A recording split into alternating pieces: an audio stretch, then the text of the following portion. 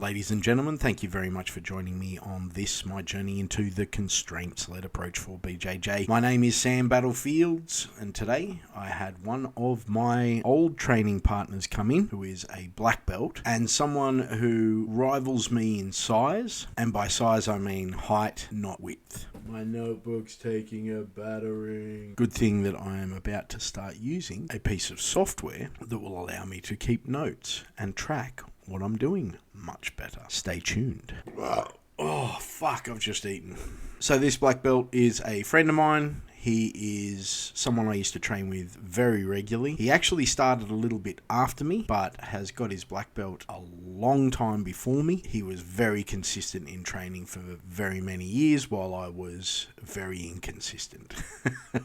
He has a certain type of big boy jiu-jitsu that in the past has crushed me. And that particular type of jiu-jitsu is something that him and another black belt friend of mine used to do to me regularly. And in particular, they used to be able to get me face down and crush from on top and eventually elicit some sort of a rear naked choke or something like that. Now, I haven't rolled with either of them for a year at least. And the last time I rolled with both of them, I was escaping that particular crush. And since I've been doing CLA, I was fairly confident I would either be able to escape and get on top or wouldn't let them get there in the first place. But that's neither here nor there. I wanted to go through the class and why I thought it was actually a really good one. So obviously with a visiting black belt, there was some pressure, although to be honest, I've been doing this for quite a long time now and I'm kind of confident in how I'm executing my classes. So we started out with boxing tag, which was awesome. We then worked on takedowns, and what I wanted to have was one person has their chest on the thigh with any configuration they want. The leg just had to be at a 90-degree angle from the body. The person with the leg had to try and put them on the ground, and the person on top, all they had to do was get their foot to the ground. This was really good to see from my perspective, just how important playing the full game, standing, guard, and control in every lesson is for improving in all those areas, as that was the biggest difference in execution, in my opinion. We then worked on a game similar to what we did yesterday with Ridwan. So instead of looking to do the scissor sweep straight away, we got everything that we would need, including breaking the posture with the arm, the knee across the torso, the leg against the knee. The goal for the person on the bottom was to make the person on top post on one of their arms. Didn't matter which one, or get their knee behind them in a technical stand-up, technical knee-up situation. If they got the full technical stand-up, awesome. Because we did have one of the fresh guys, I was coaching to the room. I was coaching to the less skilled common denominator. If it was just me, Ridwan, and Dacian, the black belt, then I would have opened up the affordances and less constraints for that particular game. What I discovered when I was playing this game with Angus, the new guy, is that he was completely out of his base. Basically trying to lean all the way over on top of me, which just instantly put him in a bad position for me to make him post. And even with subsequent attentional focus, he struggled to understand that he needed to be sitting back. This was definitely a coaching cue issue on my behalf, but eventually we did get there. The final two games we moved into the control aspect, and this week we've been working on side control. In preparation, I had two games that I wanted to play. One of them was known as the salmon dance, which was the nomenclature given to it in the previous class that we played it. And the second one was to have full control of the shoulders, inside control, and the person on top could submit, person on the bottom just had to escape. The major constraint here was that neither party could use their legs. What I really wanted to show was that using one or the other made your job extremely difficult, and that combining using your hips with using your arms gets a much better result. From there we moved on to free rolling. Lots of fun was had. First roll I got in was with Dacian. He put me in a close guard. I was able to maintain my posture and start to break the close guard, and he had heavy pressure on the back of my neck. However, I did start to get a bit of a wrestle up takedown, and I felt I was extremely close to taking him down, but then we found ourselves almost crashing into Ridwan and Angus. On the restart, I didn't have the momentum and I was taken down.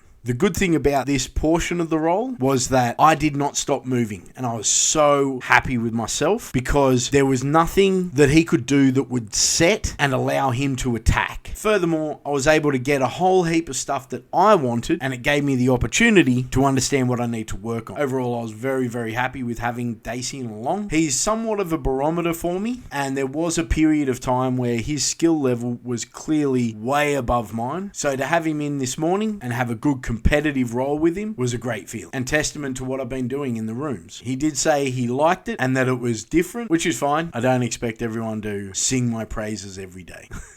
If you'd like to know more, go to battlefieldsgrappling.com.au and fill in the form. Everyone else, like, comment, subscribe.